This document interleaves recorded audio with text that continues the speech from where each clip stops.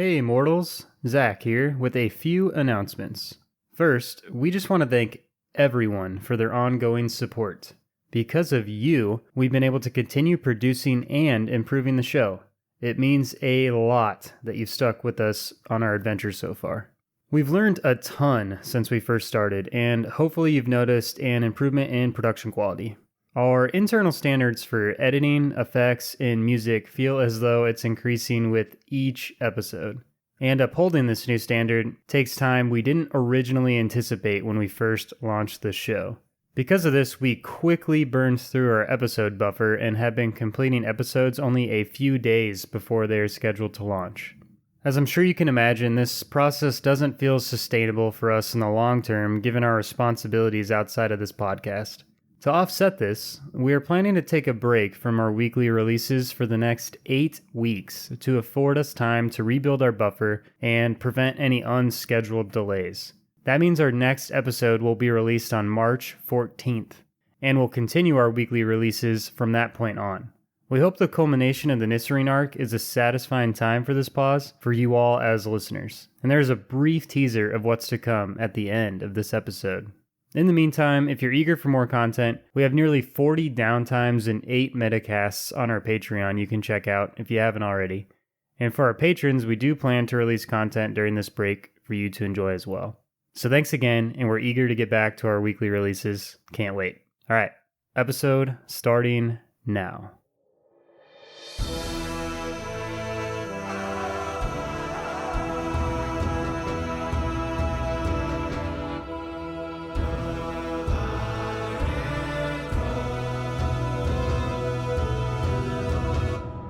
Hello, and welcome to Mortals and Portals, a Pathfinder real play podcast. I'm your host and GM, Zach, and joining me at the table is... Adam, and I play Jules, an Azerketi bard. I'm Joel, and I play Dax, a kobold rogue. Ryan, I play Tough, an automaton inventor. Taryn, I play Waltz, a human champion. Yeah, last time on Mortals and Portals, Digsby's crew duked it out with Sindor and had a pretty epic battle. Lots of back and forth, lots of magic, explosions, flying, pillars of earth erupting into the air, all sorts of things, and it all culminated with all 4 of you climbing the pillar, surrounding Sindor, taking your best shots at him, finally wearing him down, and eventually shooting Sindor with Dunadast's ice round from Jules' pistol, and it erupted and knocked Sindor down. You all surrounded him. He was very weak. Tough approached him and asked about Dunadast, and if he killed him, he confirmed that he did not. And Sindor's final gift to you all was channeling his last remaining leyline power that seemed to have been killing him throughout the fight. And you all narrowly escaped the explosion by climbing off of a rope and hopping onto Smith and getting away. And we ended with one final erupts in the fight against Sindor. So this is going to be a little bit of a different session because everyone has unfinished business in Nisireen. There's lots of characters and needs, threads to follow up on. So we're going to cover a lot of time in this episode, maybe over the next month or two, just helping the people restore Nisireen to its original state. So we're going to be doing lots of time jumps, following each individual character as they do whatever it is they wanted to do around Nisireen. And we're going to start with Dax. A lot of people fought in that final battle against Sindor. Lots of people got hurt, both on the side of the people of Karos and on the Drake Knights. Many of Sindor's evil creatures retreated into the wilderness. You hunted them down over time, perhaps, fled to whatever crevices they can find. Many of the Drake Knights that survived instantly surrendered, deferred, and given a chance to leave the island, join the forces that will continue to defend it, and so on. And working alongside Toriel, you've set up a remote clinic near the orchard, where over the past few days, you've been tending to some of these soldiers, honing your skills, learning from her, demonstrating what you've learned. And that'll bring us to Dax, checking up on some of Glorm's injuries from the fight. You see Whisk helping him into the tent. He's right over here. He's gonna take a look at you. I don't see why you couldn't just do it. You know, you're so good with stitches and all. Well, this isn't really stitches, Glorm. I mean, it's like internal injuries and stuff. Yeah, whatever. Oh, hey, Glorm. Good to see you. Yeah, good to see you too. What's going on? Well, you had me in this sling. I'm wondering when I can take it off. Well, Glorm, how's it feeling? Well, it frickin' hurts, Dax, but, I mean, it's really hindering what I'm Sure. trying to do, you know what I'm saying? It's also, Sure, hard to well- look tough to all the other Drake Knights or whatever we're called now. No, I think you that's look fair. badass. Come on over here. Let me Oh, take thanks, a look. man. Oh, yeah. Keep your arm steady. I'll just do a visual inspection as I take that sling off and perform a treat wounds action. Roll it up. That is a dirty 20, which is not what you want in a medical. Ooh, it's so dirty. Infected 20. So as you take the sling off, Glorm kind of fidgets, Ow, oh, and you start to slowly move his arm around, trying to figure out what his range of motion is. He's like, oh, yeah, that hurts right there. Yeah, that's the spot. Yeah. and you realize that his shoulder's dislocated. Feeling Glorm's shoulder, it definitely feels out of place. Glorm, you didn't tell me about this last time you were here. Your arm's out of socket. It's because it's not that big of a deal, man. Dax will pull out his dagger. Whoa, whoa, whoa, whoa, whoa. Oh, didn't know you're you all were getting right. surgery today, You're all Glorm. right. Just bite down on the handle here. Whoa. Oh, this looks badass. A dagger in the mouth? Yeah. He just chomps down on it, shows his little goblin fangs. How do I look, Whisk? You look sick, man. All right. 1, 2, and then he'll pop it on 2. Oh, jeez. Spits the dagger out. Dang. Oh, hey, whoa. Yeah, Hey, I you'll can be all move it right. now. All right, Glorm, it's Wow. going to be sore for a while, but Dang, try not to dude. lift anything too heavy for a bit. Give it some time to heal up. Okay. Glorm looks at Whisk. When are you gonna learn to do something cool like that instead of just sewing or whatever? Hey, come on, man. I've given you tons of stitches. Yeah, I'm just kidding, buddy. And he pats him on the back, and he's like, and then Whisk looks at Dax. Thanks for taking care of him. Hey, I could speak for myself. Oh, yeah, what do you want to say? Thanks for taking care of me. That's what I said. Oh, yeah. Hey, you got it, guys. Whisk, if you ever want to learn some more, Nisireen could always use some more healers. I'd be happy to show you what I know. Glorm looks up at Whisk with an eyebrow cocked. Do you think Commander Waltz would let me do that? Oh, I'm sure Waltz would be fine with it. Yeah, Whiskey's. It's not like he's like Commander Krim or anything. He seems pretty cool. And, I mean, you could always help out the Drake Knights if you could heal a little bit better. Not that you didn't heal good before or anything. Oh, okay, yeah. That's cool. So you're saying, like, I can do whatever I want? Yeah, I think so. I don't know. But we'll figure it out. Okay, yeah, I'd like that a lot. All right, Whisk. You come back whenever you wanna start that. Happy to teach you what I know. Glorm, remember, don't lift anything too heavy for a while. No promises. And he flexes his tiny little goblin guns. And then Whisk says, All right, I'll be back later. I think I'm gonna go take a cat nap. Good one. and they walk off. Dude, I love those two. And Dax, as you're sort of cleaning up your station, you just hear Toriel from behind you say, "Great job, Dax. It's really great to have you around. I don't know how I'd be able to do this without you." It's great to be back, Toriel. I appreciate everything you've taught me, and if we give it some time and come up with some curriculum, I think we might be able to add some more people to this group. I think it'd be a good idea if more people knew how to treat wounds like you and I can.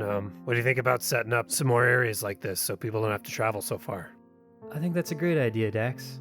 We should probably have some more clinics around the island now that we have to look after more people than just Karos. You know, now that the Drake Knights are gone. At least I think. Yeah, I'm with you. Where do you think we start? Why not right here? The orchard's located near the center of the island. Could help a lot of people around here. And I'm sure whatever remains of the Drake Knights will still hold up at Scale Keep. We could look after them as well. It's not too far from here. I think that's a great idea. Be a good way to honor Digsby. You know, if I had learned some of this earlier, then maybe Digsby'd still be around, huh? She looks up at you, smiles, and looks down. Why don't you finish cleaning up and let's take a little walk? All right. Dax will roll up the sling from Glorm and pack away some of the gauze and sutures that have been kind of strewn about in the chaos of trying to triage all these people that have been coming in, and look to Toriel and nod and get up and follow her. She leads you out of the tent and past Digsby's cabin You see the remains of the barn that you guys exploded. You see the pillar of earth destroyed. You see some of the remaining Drake Knights working hard to pick up the area, piece things back together. She walks for a while, takes you into the orchard itself, past some of the apple trees, and gets deeper into the grove until you eventually reach what's clearly the oldest tree of them all. Much larger, taller, wide, overarching branches, plenty of apples. And even just standing near this tree, you just feel some sort of calming presence as the breeze kind of sweeps its way through the orchard and rustles the branches slightly. Dax will reach out a hand and touch the bark of the tree. I can't believe I had never noticed this one before. It's beautiful. Well, it's hidden at the heart of the orchard, and in a lot of ways, it is the heart of this orchard. How so? Well, you didn't know Digsby long, but I was actually here the day he arrived in Nisireen. Oh, really? Yeah, I was picking flowers, and he walked up with his wife.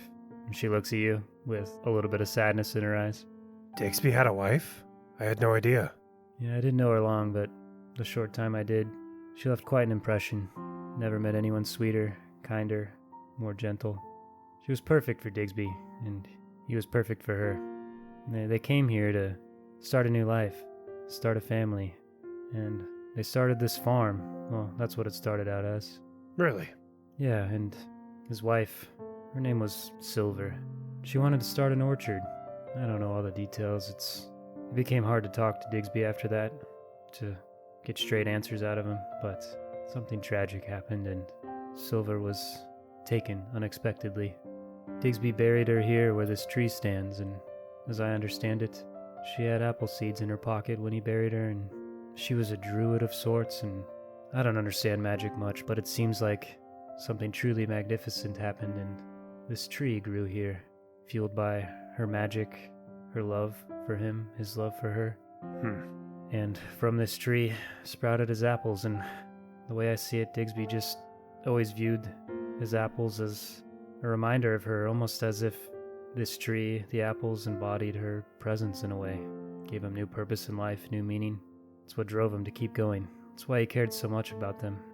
I know it probably seems strange from the outside, but the only time I've ever seen him as happy as he was when Silver was alive was when he met you all and started this Digsby's crew of his. So, just know that Digsby died on one of the greatest days of his life, and now he's with his beloved Silver, and that's okay. Dax will maybe wipe a tear from his eye. This has really put everything since he has met Digsby into perspective. It shows why Digsby cared so much about the orchard, why he stood for his apples, and then Dax will kind of get a hitch in his breath when he remembers Digsby's famous line, "That'll be 1 silver," and it has a whole new meaning now. Dax will reach out for Toriel's hand and grab it with both of his and just look her in the eye. Thank you for sharing that with me. As little time as I knew Digsby, he was such a positive force in this town and with our group. I'm not particularly spiritual, Toriel. I don't know about you, but I can't help but to feel like Digsby's finally back home with his Silver. And that helps. So I thank you again, Toriel, for sharing this with me. No, Dax, thank you for everything you've done for Nisireen and what you've done for Digsby. And I agree.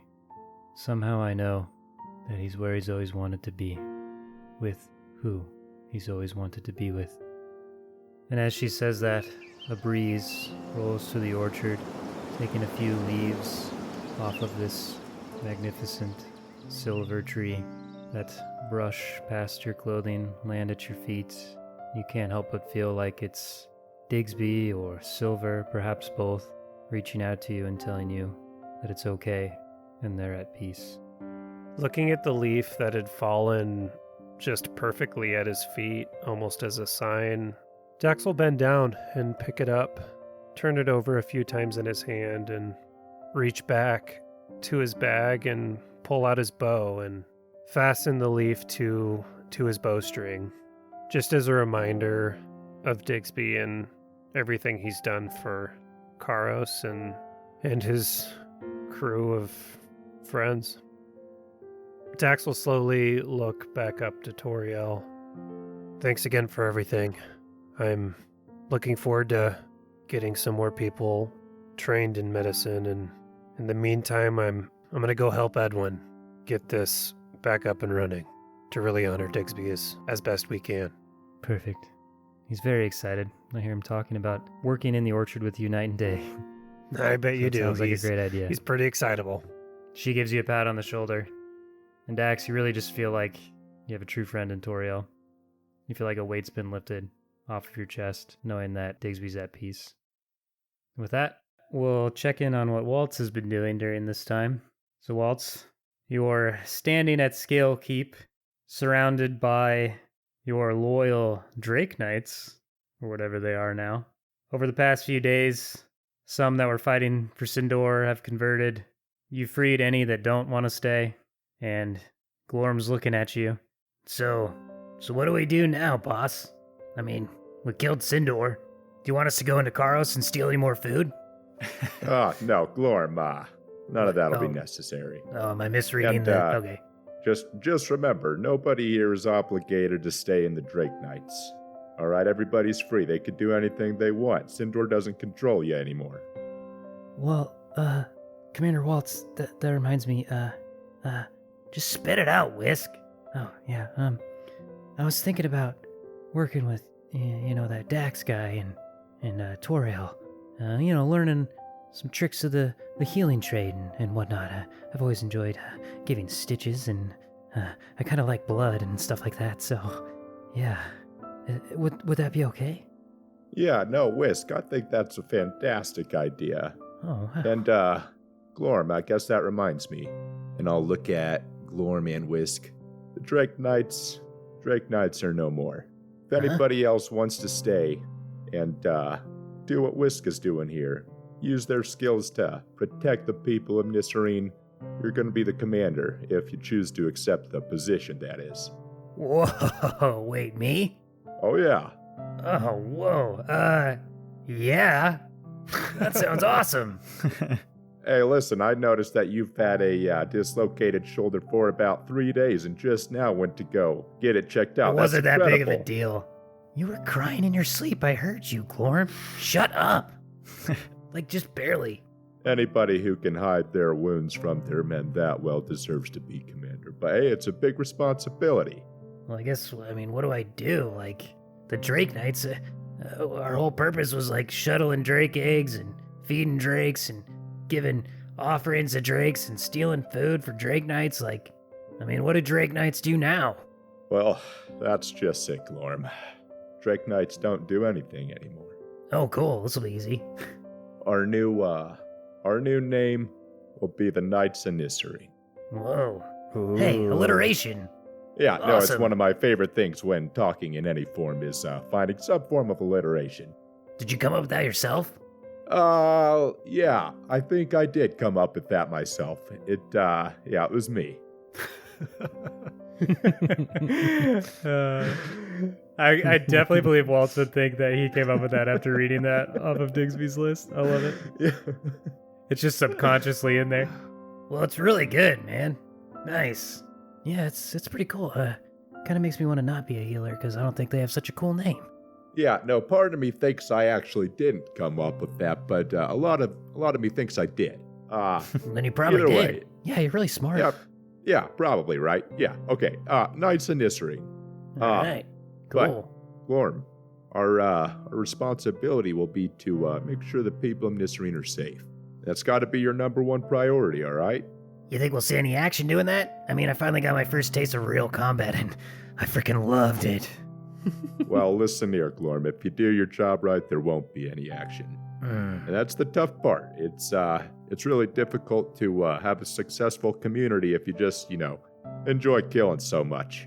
That might actually be kind of cool, though, because then, the people of Nisireen would like us. Yeah, they would, yeah. Yeah, normally they hated us. And to be honest, Sindor hated us, too. Yeah, everyone kind of hated us. Yeah, okay, yeah, I think I could do that. All right, well, as great as it would be to just decide that you want everybody to like you, it's not that easy. Let me ask you this. What do you think the easiest way to get someone to like you is? I find that purring works. Well, that doesn't really apply to me, Whisk. Usually I just bully them until they like me. They don't actually like you when you do that, Glorm. They're just kind of scared of you. Well, whatever, same thing. I don't think you're really listening to Commander Waltz. Listen, the way you get someone to like you is to just like them first. Dang, that's hard, man. And that's how you're gonna have to treat your men if you want them to like you. Listen, you got to look out for them first. All right, well, You got to take care of them, and they'll take care of you. what do you mean, like give him a back rub? Yeah, you can give me a back rub if you want. No, not you, you're too tall. Well, there you go. That's a great start. Oh, okay, Whisk, can you... No, I think he was serious. Oh, yeah, whatever, yeah. But my point is, Glorm, it doesn't have to be anything big. Just show your guys that you care for them, take care of them, and they'll take care of you. Oh, like how you helped us carry that deer to Forgoth Slayer. You didn't have to do that. Yeah, no, the thing is, we had actually already killed 4 Goths by that point, remember? So we were talking about this a while ago, and so it was a little bit of deception. I had to, I couldn't let you guys know we killed 4 Goths and the deer, so I just... To be honest, I wasn't listening. My shoulder was hurting really bad. Oh, yeah, that's right. Yeah, how's it feeling now? That's good, man. All right, good. Good to hear. But listen, Waltz, taking care of people, being nice or whatever, it's not really my specialty. In fact, if you're good at that in the Drake Knights, you usually end up dead. So, you got any good examples on how to do that? Well, shoot, I bet everybody's pretty hungry. Why don't we make a nice meal for everybody? Yeah, okay. Yeah, I could eat. You got any tuna? Oh, yeah, we probably could find some tuna or other catfish for you. Is that all you eat, Whisk, just fish? No, that's a misconception, actually. I also like milk. Oh, yeah, okay. Well, I think we got something for you. Sweet. Whisk. Cool. All right, well, let's go. So, Waltz, you head to the kitchens of Scale Keep. Start whipping up some food for your Knights of Nisireen. What are you making there, Waltz? Oh, wow, we got some brisket, got some chicken stew, and making some beef cakes. Nice. Go tell the guys. Yeah, on it. All of your loyal Knights of Nisireen come in and start eating your food, having a big, happy meal. Waltz, you can't help but think back to your time in Mandaru when you came back from that big battle and all you wanted was a feast. And those pesky officers hoarded it to themselves and you got sentenced to death just for trying to share a meal with your fellow soldiers. And now here you are in charge doing what you wish always could have been done for you. Spreading joy, lifting morale after a long fought battle, liberating Nisireen. Wow, this is great. Yeah, I think this is like the best food I've ever had. Where'd you learn to cook like this? Oh, back home where I'm from, my father was a butcher and owned a butcher shop, and, I took part in the family business. I just experiment with all sorts of meats, and, listen, my mom knew how to cook anything, I tell ya. Man, more people got to know about this. Yeah, I'm gonna make sure everyone knows. And a few weeks later, word has spread of your delicious food. Even Dax, Jules, Tuff have come to try it as well. Waltz, this is incredible. Oh, Dax, glad you like it. In all my days, I've never tasted anything this delicious. Save for Digsby's apples, of course. Yeah, usually I can't really taste much, but even my olfactory sensors are picking this up. Not bad at all, Waltz. I put a little bit of oil in yours. I figured somehow that would do something since you're a robot and all. It doesn't. Oh, sorry. Hey, Waltz, this is pretty much turning into a full-fledged restaurant here. I mean, people from all over Nisireen have come here. I mean, you got to name this place, I mean, saying, hey, come up to Skill Keep to have Waltz's food, it's in the kitchens, is just, it takes a long time to say. Yeah, no, that's a good point. Why don't we call it Dooney's Diner? Yeah. Tuff will look up at Waltz right as he says that, and then just kind of look back down at his food. Waltz, it's perfect. I like it. Well, it's settled then. Dooney's Diner, going up here in Scale Keep. Hey, hand me one of those, what'd you call it, a Digsby's brew. Oh, yeah, and then I'll hand him the Digsby brew. He picks up the horn of ale and just slams it back, just dripping down his face. Man, that's good. I can even taste the hint of apple in there. Oh man. Oh, yeah, no, that's a little trick I do with the apples from the orchard. Hey, Whisk, how's the Ryu Digsby crew chicken stew? Yeah, it's really good. It's just it's a long name. Well, yeah, it's good. A lot of rhyming Good. and names in there, but yeah. Yeah, no, it's just things just kind of kept working out where they rhymed with the chicken stew. What if we just so I called it figured- like crew stew or something like simpler than that? I mean, it's whatever. Anyways, Yeah, the oil suddenly turned me off this, whatever you would call it now. You got anything else on the menu? well, we got Glorm's Flavor Storm, we got the Whisk Brisk. Oh, I love that one. Brisket. It's brisket. It just takes a while to get to the. Doesn't rhyme it. And then we got Bedjum's Beefcakes. Those are my favorite. And you feel a breathy voice on the back of your neck. God. Benjamin, where did you come from? What? Bedjum, how did you know how to get here? Oh, I got back from the sea. You guys shot the flare.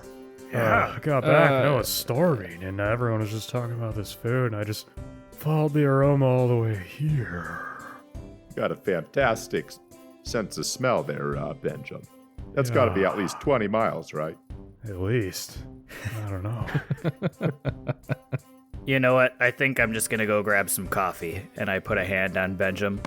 Benjamin, you've lived up to your expectation. And I walk away. Thank you. Oh, that reminds me, Tuff. If you think of a clever name for the coffee, please let me know. I've had a tough time naming that one. I put my hand up as I'm walking away. At the top of my priority list. All right. What about Benjam's beans? Benjam's brew? Maybe just one item. We already did the brew to commemorate us, remember? The Digsby's brew? Oh, Us. Yeah, I just don't like too much fair. attention Too much brew, being yeah. brought to one name on the list there, Ben. Thanks for letting me participate in this. Yeah, no, you definitely helped us out, so you deserve to What be are we doing on the after menu, this, but, Waltz? Still got to clean What up are me the and you place. doing after this? Well, we could walk in the same direction as we both go home to our different homes, obviously. Oh, okay. Well, the offer still stands to stay with me. Well, I really appreciate that, Benjamin, but I just don't see. I would very much like that. I just don't think I'd enjoy it quite at all, really. Yeah, me either. It's good Forget that we're, I said anything about it. Yeah, no, it's okay. You're just a little much, Benjamin, sometimes. But as your friend, I want to make sure I tell Can you I, this. You can I have work on another Benjamin's beefcake? it. Yeah, here you go. Thanks. He eats it in one bite in front of you and stares at you. All right, Benjamin, you're doing that thing that we talked about a while ago where you kind of stay in an interaction a little too long. What are you doing after this? Benjamin. And with that, we'll cut over to what Jules is doing. Oh, that's so good. So, Jules, you've took it upon yourself to help restore the docks in Carapan, since you blew a lot of that up. Whoopsies. Help Nisireen get their ships up and going once again so they can establish trade and reconnect with the rest of the planet of Lorthal. Which, by the way, I don't know if I've ever said out loud that you guys are on Lorthal. So that's the planet you're on if you didn't figure that out already. And unfortunately, one of the most experienced sailors on this island is Benjamin. Jump. So, Jules, Yes, what Benjamin. are we gonna do? What's your plan? Well, Benjamin, for starters, we're going to build another. Please, first off, take Oh, one sorry. step back. Okay. You're just a little too close. Yeah. Just Sorry. slightly. It's Should I okay. stand beside you? I can smell your beefcakes in your breath. It's just. Oh yeah, sorry. He reaches in his shirt Alright. pocket and pulls out another beefcake and just starts eating it while you're talking to him. Yeah, But at least he's maybe not take breathing on you right now. take a swig of this rum. Why don't you? Oh yeah. Okay. Thank you. Okay, so as I was saying, first off, we're going to build another dock so that once trade opens again, it allows for even greater amounts of goods to come in and out. Yeah, we should probably export these beefcakes. I mean, we could make a killing. Yes. I agree. Waltz's Benjamin's beefcakes are like nothing else I'll say. I would have ever thought I'd eaten before. Yeah, But pay attention. yeah, I am. Next, and I will certainly carry the brunt of this duty. We must clean the ships. Certainly the bottoms have Yeah, they're accrued pretty dirty. a lot of barnacles and bilge. I'll have those that can't breathe underwater focus on the top part of the ship. Can I breathe underwater? No, I can't. Yeah. Okay, you can certainly breathe out here. Good one.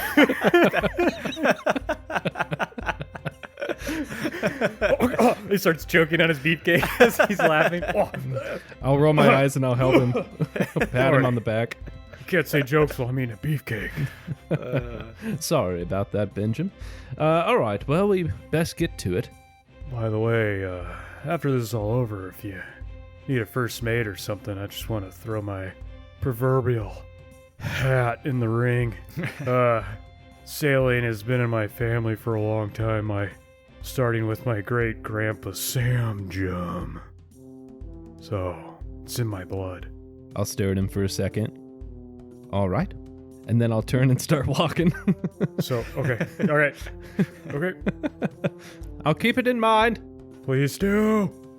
Jules, you spend the next few weeks helping getting things up and running, getting the docks repaired, just providing guidance with your many years of experience as a pirate, your profound knowledge of the ocean in general, and just your charismatic leadership. And Nisireen is well underway to establish its naval presence, its trade routes, and so on. And one day, you're riding into Karos just to get some supplies and check on their docks there as well, because as you mentioned early on when you talked to the fish, you're going to fix this, so you're just getting that all up in order. And you see Dax. Hello, Dax. Well, hey, Jules, what's up? I was wondering if you would take a ride with me. Sure. I'll hit the reins and I'll start leading the cart. Where are we headed? Someplace familiar. And I'll head out of town. And after a bit of travel, we end up on a beach. It is a familiar beach. You would remember it as where you first saw Jules walking out from the ocean. And I'll kind of park the cart towards the beach. And I'll say, Dax, do you remember this place? Well, yeah, it's where we first met, isn't it? It is indeed. You know, we haven't really taken the time to share our pasts quite yet. I'm sure we will divulge that information in time. Where we came from. You know I arrived from Aquaria and that I was born in Sidonia. I'll spare you the long story of how I left my so-called home, but the short of it is that I was banished for being different. Really? Unfortunately so. My whole life I've longed for adventure, wanting to know what's out there. Living under the sea starts to feel a little secluded. I was searching for something that I felt I could truly call home. I thought I'd maybe found it in a life as a pirate with Tough, but there was still something missing. Until I found you all. I can't explain it. I'm curious if you feel the same. You know, Jules, growing up on Drakis, family isn't something we're very familiar with. I don't know how much I've talked about home, really, but, I don't know my parents. They didn't know their parents. That's just not the way it works back home. But I will say, you, Waltz, Ryu, Dunadas, Digsby, Toriel, you all feel like family. Aye. Dax, before we fought Sindor, couldn't help but notice, something was troubling your mind. I've noticed that it stayed with you. As time's passed, you've learned to suppress it, I think, and... Yeah. I can still sense something. Listen, I just want to tell you. You don't have to tell me what it is, but if ever you feel comfortable and you feel ready, you can trust me. Whenever you're ready. And then I'll start to gather the reins, and if he doesn't say anything, I'll get the cart going and head back to Karos. Dax will stick out his hand in front of the reins. Jules, What is it, Dax? It's Dunadast. Dunadast? I'm the reason he's not here anymore. How do you mean? I found him down in the dungeons in Scale Keep. Sindor had him chained up. When I found him, he was in rough shape, and Dax will pause for a long time and look down at his ripped sleeve for a few moments, maybe even kind of like pick at it or play with it. It felt like I had no choice. Dax, I don't understand. What do you mean you had no choice? Dunadas said there was nowhere for him to hide. No way he felt safe from Sindor. No way that Sindor wouldn't be able to use his knowledge to turn the Arcanor into a device that would wreak unspeakable havoc to everything we've seen. Dunadas begged me to kill him. I'm so sorry. And Dax will put his head in his hands. Jules is just staring ahead. He's quiet for a moment, just processing everything, and wipes some tears from his eyes. And he puts his hand on Dax's shoulder and he says, Dax, I'm so sorry. What are you sorry for me for? I'm the one who should be sorry. This world needed Dunadast, and it's my fault. If it was Dunadast's wish, then there's little you could do about that. You were helping out a friend, and if he truly felt it was best for the world for his knowledge to die with him, then you did the right thing. I wish I was that sure. Just give it time, Dax. It was an impossible choice. I can't say I know what I would have done if I was in your position, but ultimately you were acting out the wishes of a close friend. Listen, Dax, I'll keep your secret, but you know that you have to tell Tough when the time is right. I know. Thanks, Jules. Of course. That's what family's for, right? Dax will ever so slightly chuckle. You'd hardly even notice, but he'll put his hand on Jules' knee and say, let's get out of here. Yeah, let's get back. And I'll hit the reins and head back to Carl's. And on that note, we'll cut to Tough, standing there, looking at Dunadast's grave as Jules finishes the final notes of Horizon Sun at his funeral. Everyone taking a moment as the words of Horizon Sun ring in their ears, thinking of Dunadast, and the crowd begins to disperse. Tough will just be standing in front of the grave, staring down as Jules finishes Horizon Sun, just thinking to himself. Waltz will walk up to Tough. Hey, listen, Tough. I know this must not be easy, but listen, none of this would be possible without Dunadas. And I'll just gesture to Karos and walk off. As Dax passes Tough, he will very briefly put a hand on his shoulder, like not without even looking at him really, just almost as he's walking by, he doesn't even stop, and just say pretty quietly, sorry, he was a good guy. And then he will go sit down. Jules will walk up to Tough and embrace him and pull him away, look him right in the eye and say, I'm sorry, brother. He would have been proud of you. Tough initially not being able to look Jules in the eyes, kind of looking down into the side awkwardly, thinking of his life with Dunadast, and though it wasn't a majority of his life, it was definitely the best parts of his life. Dunadast was his creator, and the only person who treated him as more than an automaton for most of his life. And now he's gone, even more so than he was when Tough was left alone, when Dunadast had to leave for Nisireen in the first place. And then I look up at Jules and look him in the eyes, and perhaps with this look, try to grasp at the last person in Keldora who he feels he has any true connection with, but remains silent. Give it time, Tough. And then I'll tussle his little tuft of hair, and I'll stand up and walk away, maybe catch up with the rest of Digsby's crew and talk about how nice of a service that was. Dax, can you roll me a perception check? Oh no. Using the new dragon head, Dax head of Let's doom. go. I hope it nat ones. Sorry, what? Perception? Yes. Non-natural 20. Ooh.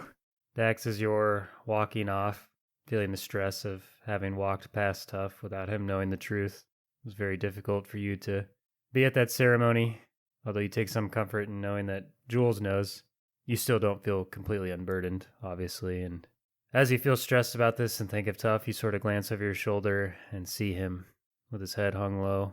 And he looks up and sighs, reaches in to his jumpsuit, pulls out some shards of glass, and looks at him in his hand, Oh no.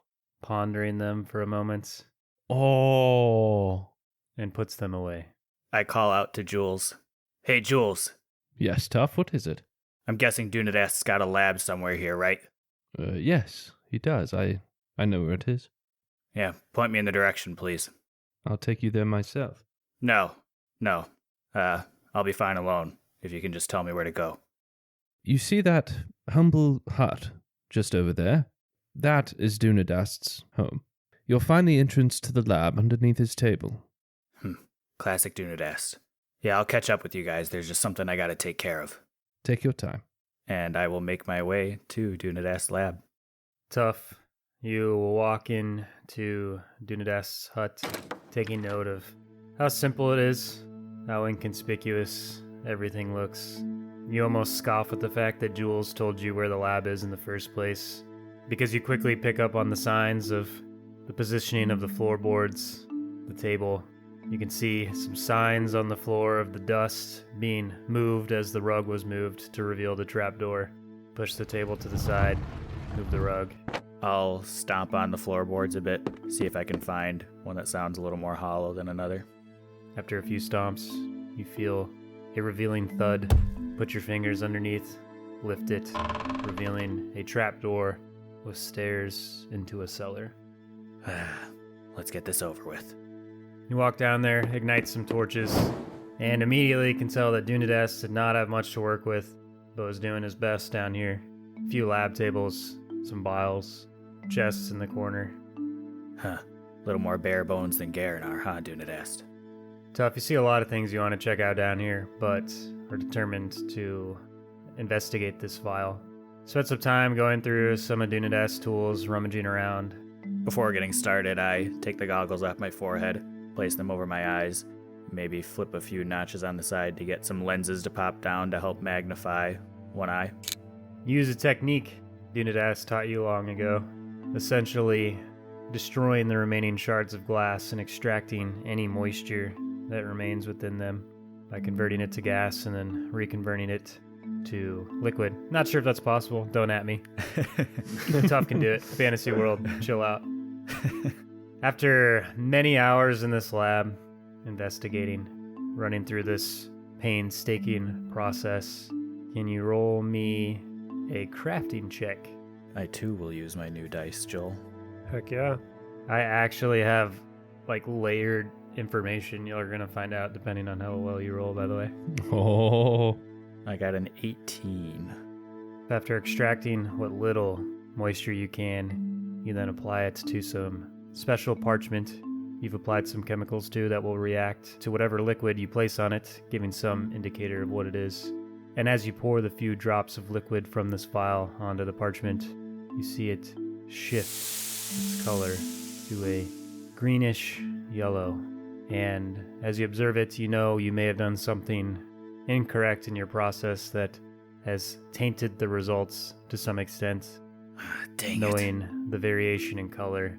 But you give it some time, letting the air react with it, letting the color settle. And when it's all said and done, you realize the poison, Frithator, also known as the Peaceful Poison, was used on Dunadast.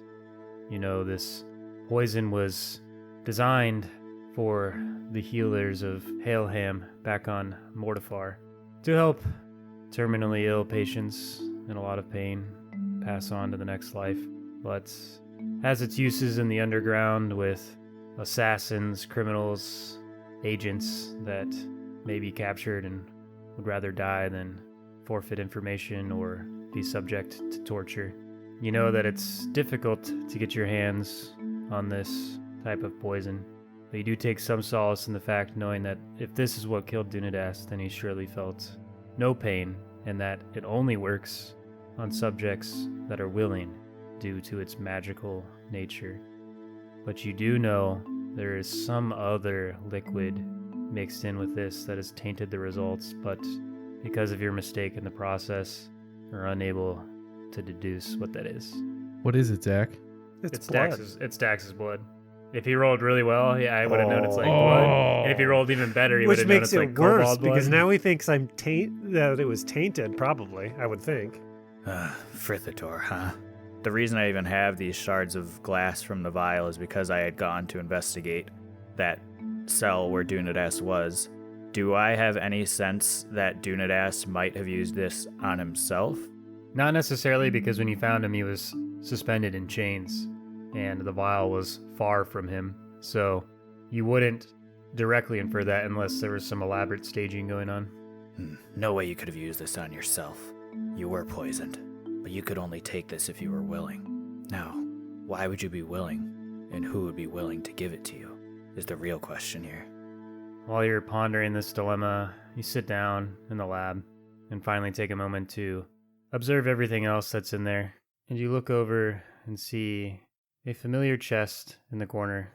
You instantly recognize it as one of the chests that Dunadas took when he left Garanar. You see it bearing the sigil of the university, runes etched in a circle, traced in intertwined circular lines that run all the way around it. You know the runes to represent various signs of knowledge in Norvik lore. What do you do? I lean forward and put my elbows on my knees. What have we here? And I'll get up and walk over to the chest. You see that it is locked and has a 4-digit combination, each number represented on a circular dial that you need to align. Ah, man. And I'll just kind of look around the room and see if there's any sort of hint as to what this code might be. Can you roll me a perception check? User 11. Tough, you scan the room and stop, realizing that Dunadas is smarter than leaving hints to the combination displayed somewhere in the lab. And you know it must be a number he would remember. And you also know Dunadas is a sentimental person, and maybe it has some significance to him. Oh, Dunadas, what did you care about here in Karos? Can you roll me a thievery check? Thievery check, that'll be a 21. Nice.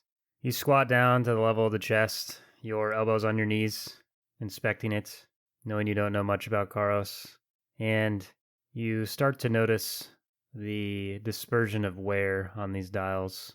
Start playing with them and feel that given the age of this chest, how many times it's been used, just by following the signs of this wear with a little bit of troubleshooting, could perhaps figure out the combination.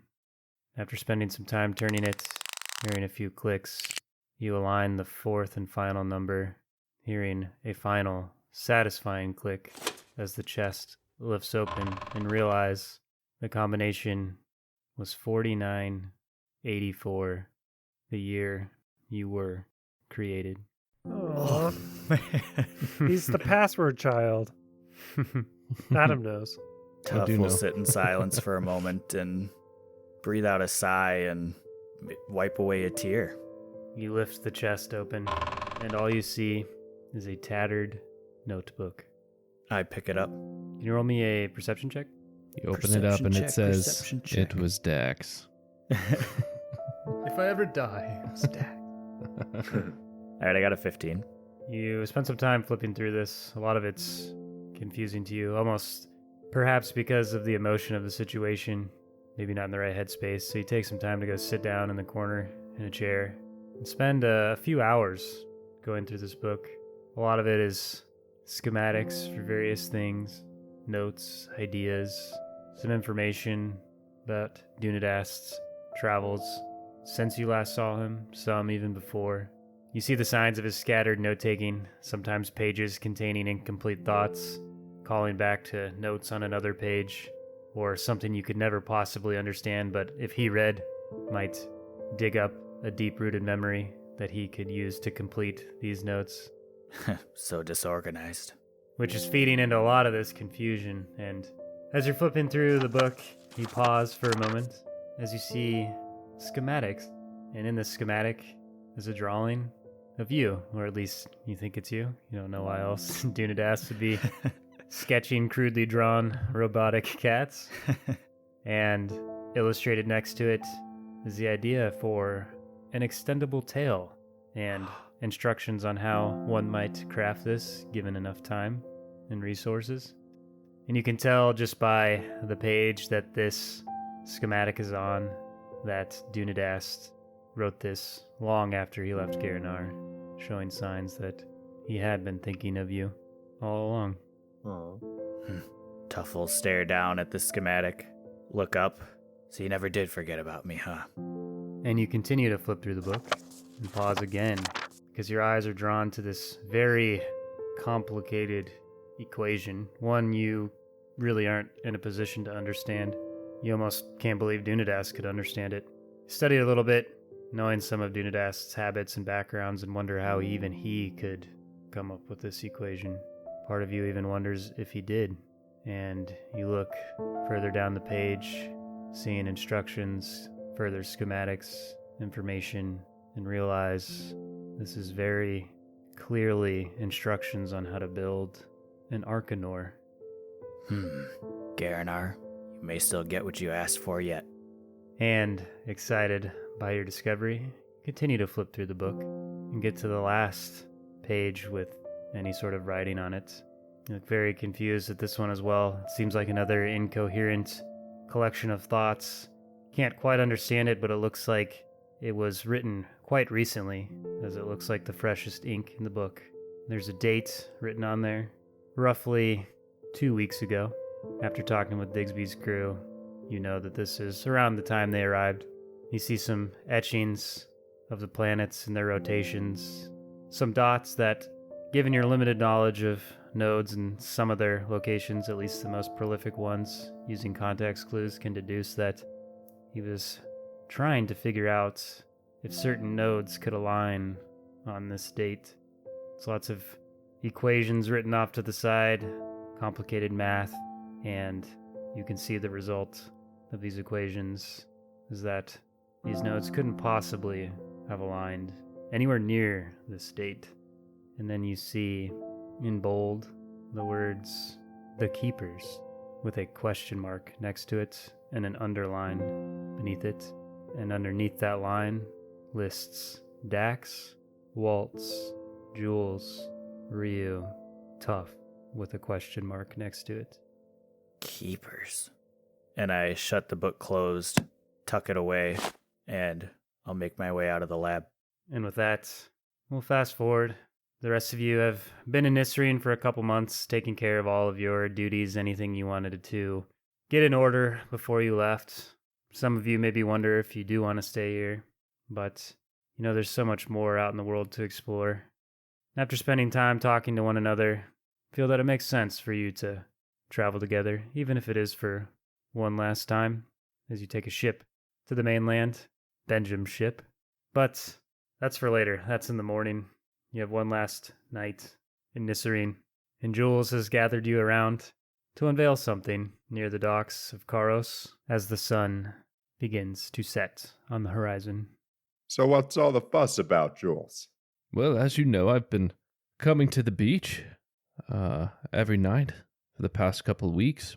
Been working on something for our friend Ryu. I finished it last night, and I wanted to show you all. I'll walk up to a large shape obscured by a sheet and turn to look at them so I can capture their reactions. And I'll say, for Ryu. And I'll pull the sheet, and at first it just looks like a nicely collected pile of rocks. What is it, Jules? That's something. Waltz will just scratch his head. Is this one of those avant-garde things you artists are all about? Great job, Jules. Benjamin, did you follow us here? Yeah, you said Digsby's crew, get outside. Whatever, all of you. It's almost time. Come stand with me.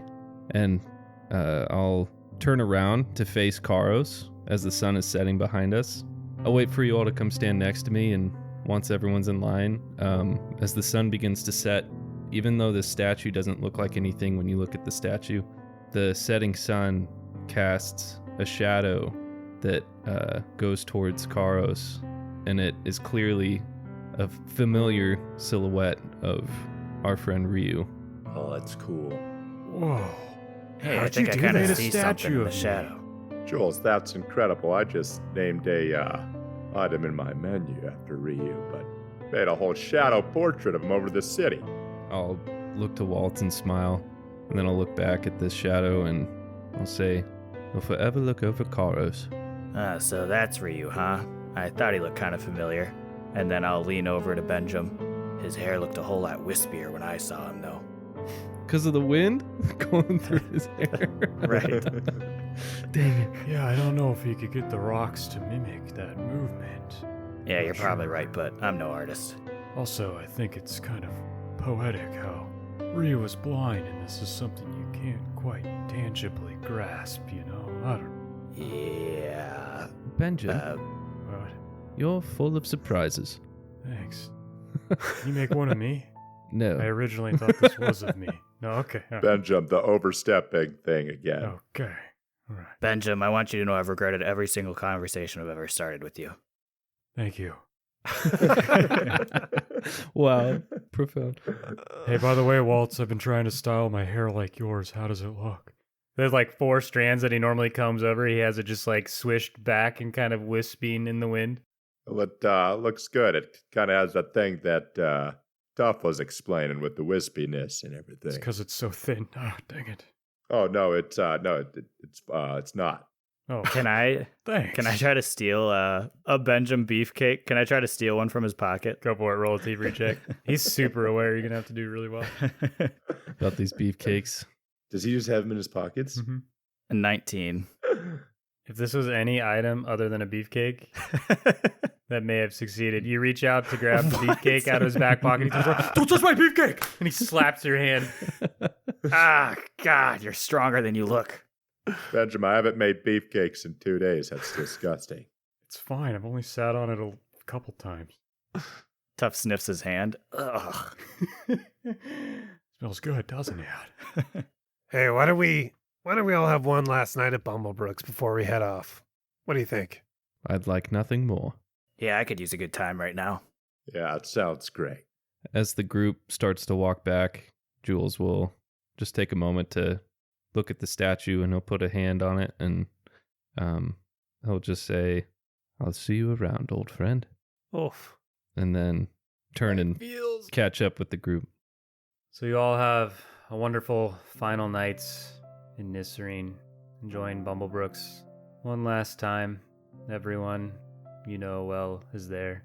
Whisk, Glorm, Ira, Toriel, Benjamin is going to be on the ship with you tomorrow. A few times you look over at an empty seat next to you, thinking of Rio. Look to the bar where you had coffee with Dunadast, think of him as well. You look to the stairs that lead up to the rooms and think of your sleepless nights with Digsby, crunching on apples. Yep. Talking about And you girls. think about how the first time you had to leave this tavern, it was to set out on an epic, deadly, and critical adventure. And tomorrow when you leave, it's to set out into the unknown with your new friends, knowing that you've freed this island, avenged Digsby, Dunadast, Rio, and left your mark for good. So that morning, as the sun is rising, you load up onto the ship. Benjamin taking a head count, breathing in your face as you walk in. Tough, Waltz, Jules, Dax. All right, that's everybody. Good job, Benjamin. I'm just really excited to spend this entire voyage with you guys. Wonder if my boss is going to be upset. Last time I left was 20 years ago, and I didn't bring the ship back, but we'll see how it goes. Benjamin walks off, gathering up the rest of his men to prepare the ship for departure. And you all look out towards Karos and see all of your friends waving at you happily. Hey, fellas, what's got one tail and is ready for our next adventure? And then you see a tail wind up behind Tuff and point at himself. This automaton. Ah, Tough, you finally got a tail. Took you long enough. What, you don't feel I've got your back enough already? Ha, well, we'll see about that, but just in case, Dunadas left back one final gift. I love it. And I shoot it out and extend it above my head. I love it even and whip more. it around a little bit. Yeah, pretty impressive, huh? His blueprint was pretty cool, but I gotta say I made a few minor tweaks to give it a little more pizzazz. I can see that. Match the Tough style, if you know what I mean. I like it.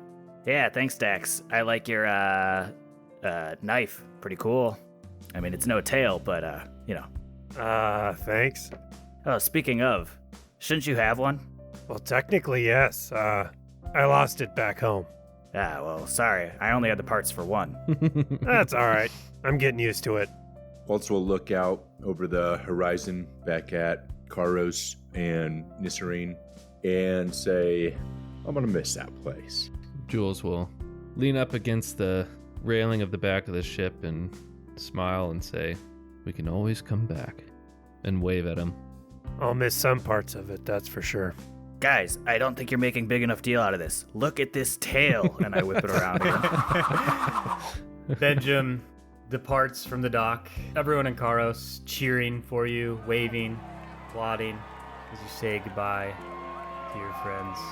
And as you make your way into the vast sea towards the rising sun, Dax, you sit down for a moment and pull out Digsby's book.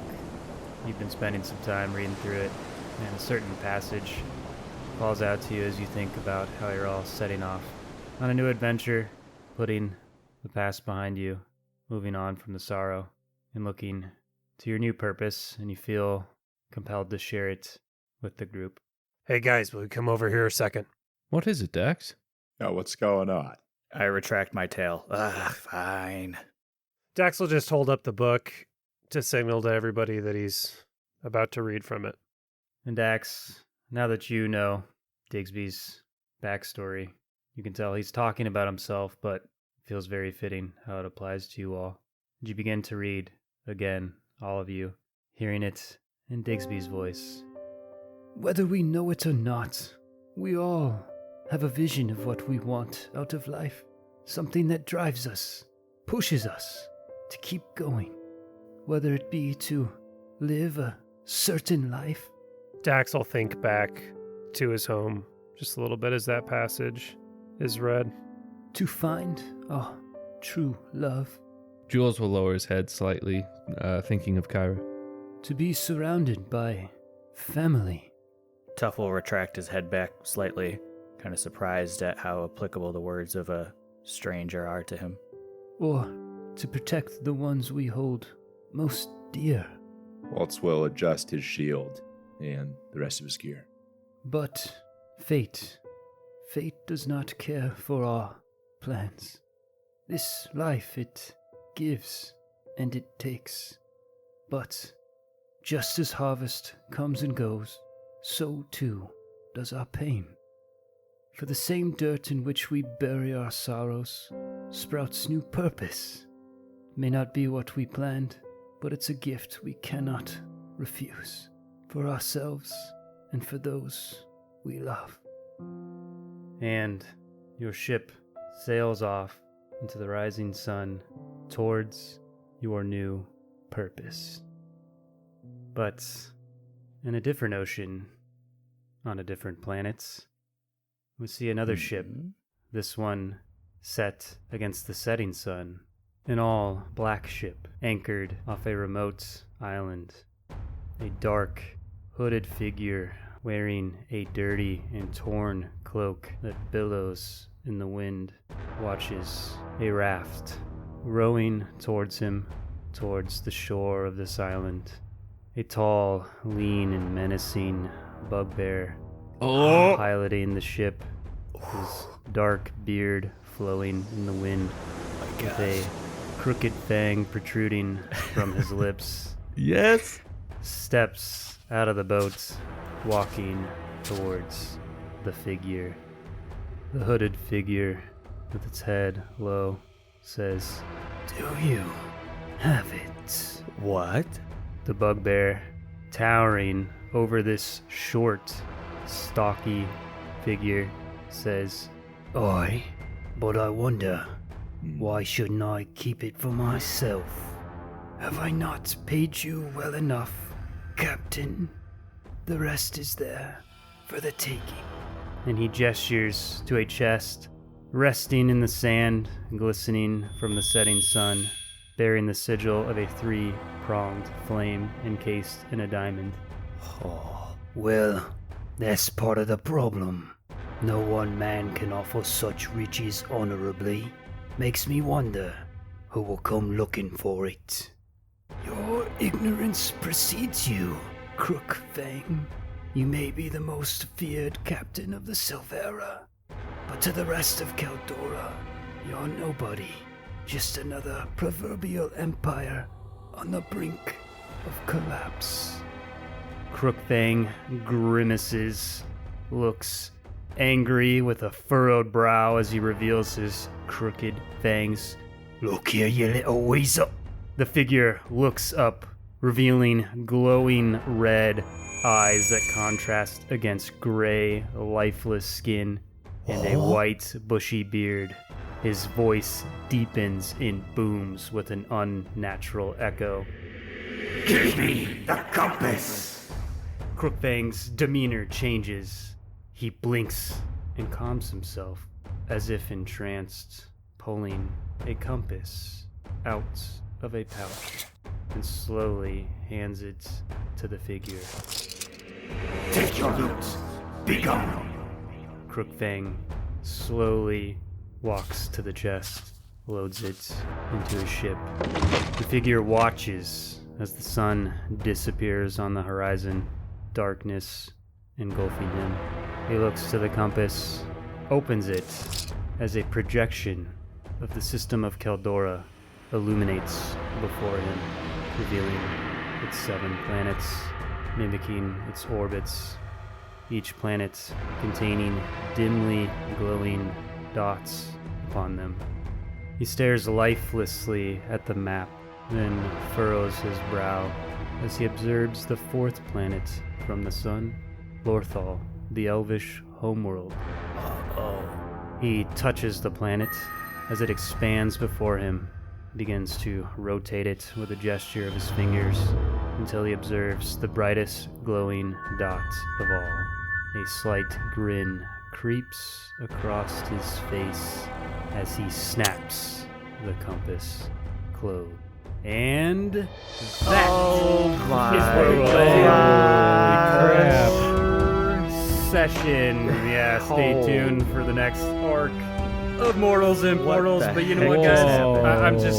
I was watching your faces as I read that, and I'm getting this vibe that you want to talk about it. And it's that really was a upsetting me because lot. we've done We this gotta whole arc. talk We've done this about whole it. arc. I We was got also so figured out. thinking- You need to Yeah, absolutely I was shut also up. thinking. Oh, shut up! Everyone, shut up.